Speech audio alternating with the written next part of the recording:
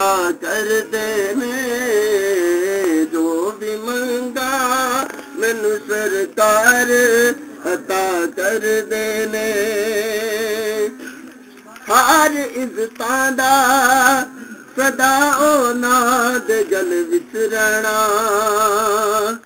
हर इज्जतां दा सदा औलाद गल विच रहना। उन्हां खुशबख्तां दा ना मर के भी जिंदा रहना, जेड़े आका दी सना कर देने जो भी मंगा मैनू सरकार अता कर देने। जो भी मंगा मैनू सरकार अता कर देने। अपने मंगते नाल प्यारा का बड़ा कर देने। जो भी मंगा मैनू सरकार अता कर देने। जो भी मंगा मैनू सरकार अता कर देने। जो भी मंगा मैनू सरकार अता कर देने।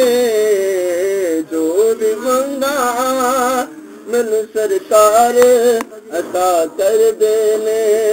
अपने मंगते नाल प्यारा का बड़ा कर देने।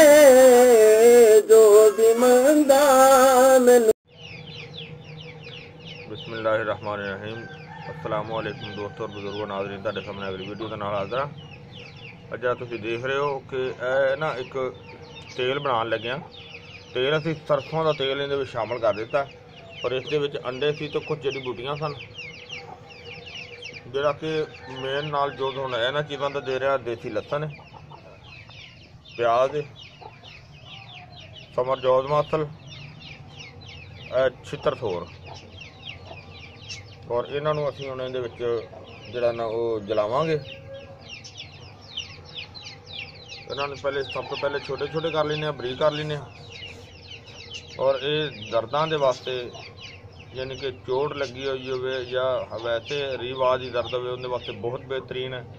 इहदे विच सरसों का जिहड़ा आयल पाया वो क्योंकि गर्म हो रहा है, जिस तरह ही वो इहनूं कट के क्लीयर करने भी गर्म हो जाएगा तो इहदे विच शामिल कर देंगे। हाँ जी, असीं नाल जी एक चीज़ होर शामिल की, कुआर गंदल घी कुआर। और सब तो पहले बिस्मिल्लाहिर्रहमानिर्रहीम इन्हूं पढ़ के असीं जनाब बस साडा तेल भी हुण कलकदा पिया। बिस्मिल्लाह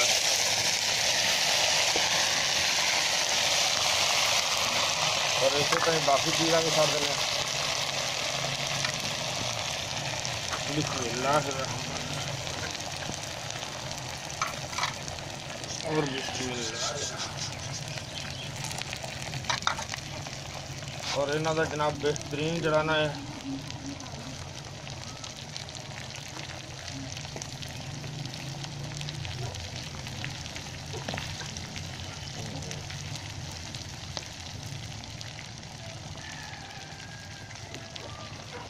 क्योंकि हम जिस तरह एक बार पानी छड़ेगा, पानी छड़ के तो सड़ जाएंगे। तो जनाब बेहतरीन चीज़ जी ना वो आयल जरा हर किस्म की दर्द वास्ते होएगा।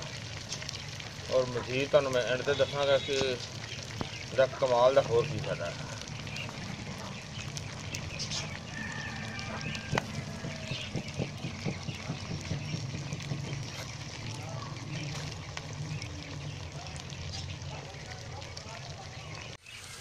हाँ जी, माशाल्लाह सारियां जड़ी बूटियां जड़ियां ने वो काफ़ी हद तक सड़ गई, बस थोड़ी देर की कसर रह गई क्योंकि काफ़ी देर हो गई है। हल्की अग से बिल्कुल हल्की अग से चला रहे हैं क्योंकि ज़्यादा तेज़ अग होगी तो अग लग जाएगी।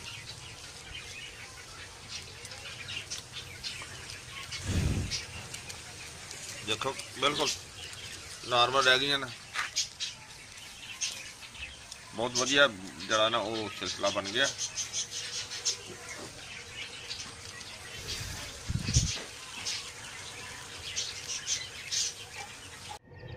हाँ जी, बिल्कुल क्लीयर हो गया इंशाअल्लाह। बिस्मिल्लाहिर्रहमानिर्रहीम। वैसे हुण गर्म काफ़ी है। बिस्मिल्लाहिर्रहमानिर्रहीम।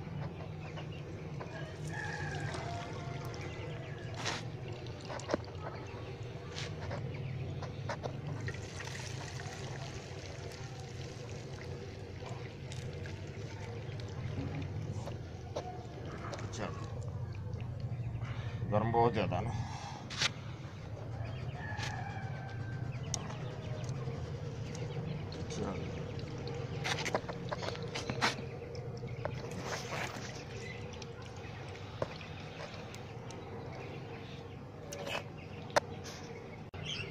बहुत ज़बरदस्त ਅਸੀਂ ਇਹਨੂੰ ਪੁਣ ਕੇ ਛਾਣ ਕੇ ਤੇ ਇਹਨੂੰ ਕਲੀਅਰ ਕਰ ਲਿਆ।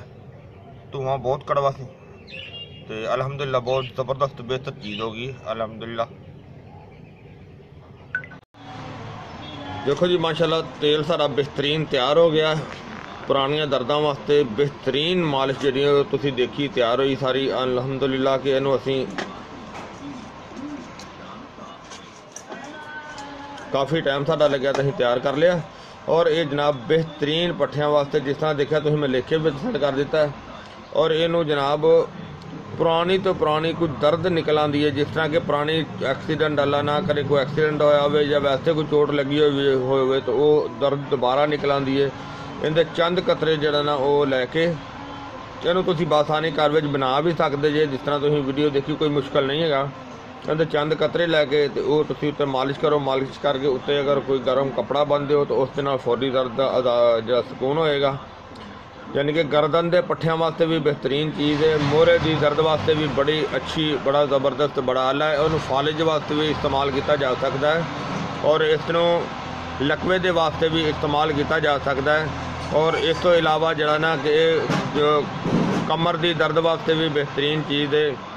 और अगर घुटने वगैरह ते या अगर आम ओल्ड एज दे बुढ़ापे दे गोडे दर्द कर लग पेंदे ने उन्हां ते भी अगर मालिश की जाए तो उनके वास्ते भी बहुत बेहतर चीज़ है। इस तो इलावा अगर पाओ ते पैर ते मोच आ जाती है, मोच वास्ते भी बड़ी कमाल की अच्छी चीज़ है। लेकिन ये तुहानूं मैं मज़ीद दसदा जावां कि अगर इस तेल दे नाल एक हुंदा अमृत तारा, अगर चंद कतरे उहदे नाल इस्तेमाल करके शामिल करके इस्तेमाल किए जाए तो होर डबल तो डबल फायदा हो जाता है।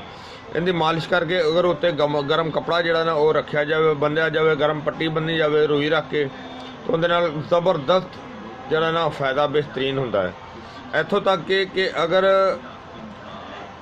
ज़्यादातर इनू आजमाया होया है कि अगर कोई किसी किस्म का कोई जोड़ वगैरह का भी मसला हो जाता है उहदे ते इनकी मालिश की जाए तो बहुत ही अच्छा तो बड़ा ज़बरदस्त बड़ा आला फायदा हासिल होता है।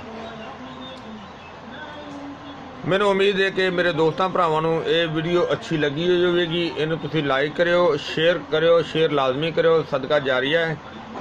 इंशाअल्लाह अगली वीडियो नाल फिर मिलांगे। इजाज़त, अल्लाह हाफिज़, अस्सलामु अलैकुम वरहमतुल्लाहि वबरकातुहू।